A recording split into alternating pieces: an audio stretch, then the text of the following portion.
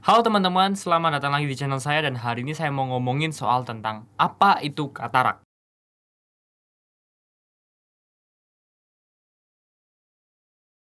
Jadi langsung aja, katarak ini adalah suatu kelainan pada mata.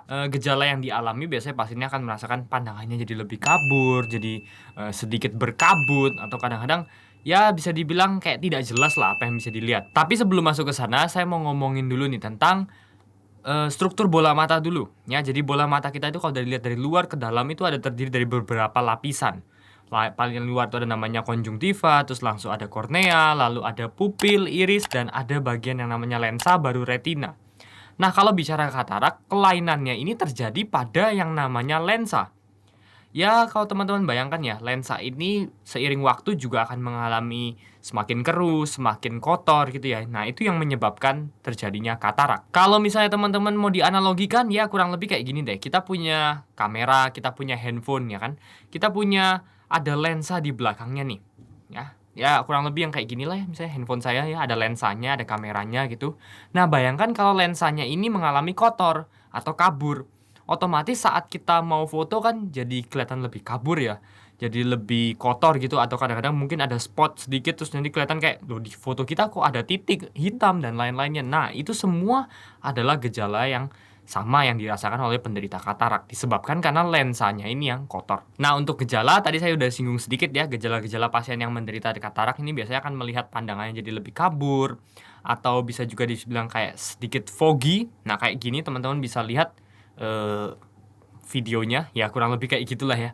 Saya mungkin tidak bisa menggambarkan secara sempurna, tapi kurang lebih teman-teman ada bayangan. Atau bisa juga dalam bentuk ada bintik-bintik spot gitu, seperti yang teman-teman lihat di layar juga sekarang, kurang lebih seperti itu. Nah, kalau bicara tentang gejala yang umum lainnya ya, salah satu gejala-gejalanya adalah biasanya pasien-pasien dengan katarak ini akan jadi jauh lebih sensitif atau lebih mudah silau terhadap cahaya.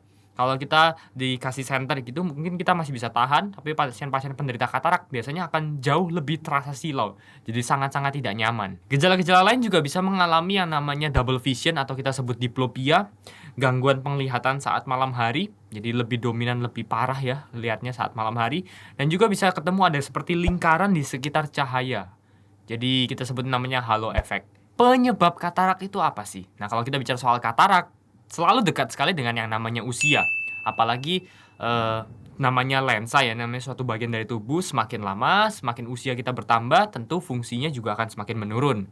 Apalagi untuk kita semua yang tinggal di daerah tropis, terkena paparan sinar matahari.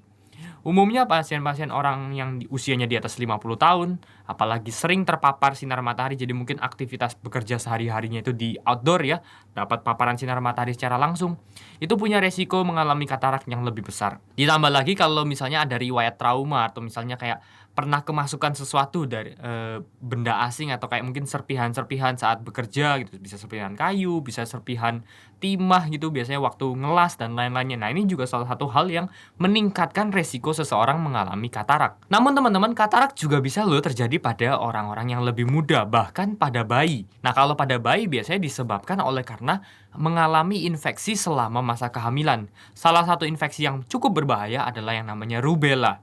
Jadi orang yang, ibunya yang terinfeksi rubella, biasanya rubella ini juga bisa menginfeksi bayi yang dikandungannya. Manifestasinya biasanya mengalami katarak kongenital, jadi katarak sejak dia lahir sudah katarak, atau juga bisa ada gangguan di telinga, pendengaran, dan juga di jantungnya. Lain-lain lagi teman-teman, katarak juga bisa disebabkan oleh karena penggunaan beberapa obat tertentu seperti salah satunya golongan steroid, itu juga bisa memicu, percepatan terjadinya katarak. Tapi teman-teman tetap nggak perlu khawatir selama obat tersebut diresepkan oleh dokter, maka tentu sudah diperhitungkan dan tentu dosisnya juga tepat. Ketika penggunaannya secara berlebihan dan secara mandiri ya, jadi tidak pernah konsultasi ke dokter, nah itu yang teman-teman perlu waspada dan hati-hati. Nah, sekarang gimana kita tahu kita mengalami katarak? Mungkin teman-teman sudah belajar tadi gejala-gejalanya seperti apa, tapi tetap teman-teman harus periksa ke dokter spesialis mata. Karena katarak ini perlu dinilai secara utuh. Biasanya nanti teman-teman akan diperiksa oleh dokter spesialis mata menggunakan alat yang namanya optomoskop dan juga alat yang namanya slit lamp. Jadi seperti di senter cahaya yang sangat terang gitu ya.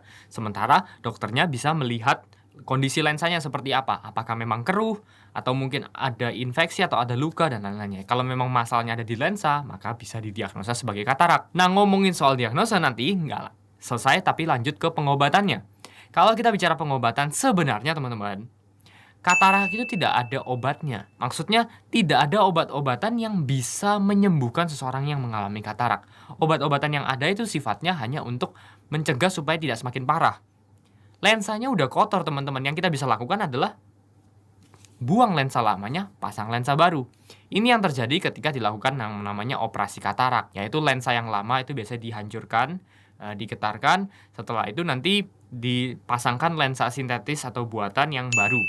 Teman-teman tidak perlu khawatir, operasinya termasuk aman sebenarnya, karena tidak perlu rawat inap ya. Jadi datang pagi, operasi, setelah operasi mungkin tunggu 1-2 jam gitu ya, untuk pemulihan. Setelah itu boleh rawat jalan gitu. Jadi termasuk operasi yang cukup aman, apalagi kalau dilakukan di rumah sakit yang sudah sering melakukan operasi-operasi katarak. Teman-teman nggak perlu khawatir. Kalau teman-teman penasaran, bisa klik link di deskripsi. Aku ketemu ada sebuah video dari salah satu klinik mata yang terima kasih banget ya, bagus banget, teman-teman bisa lihat.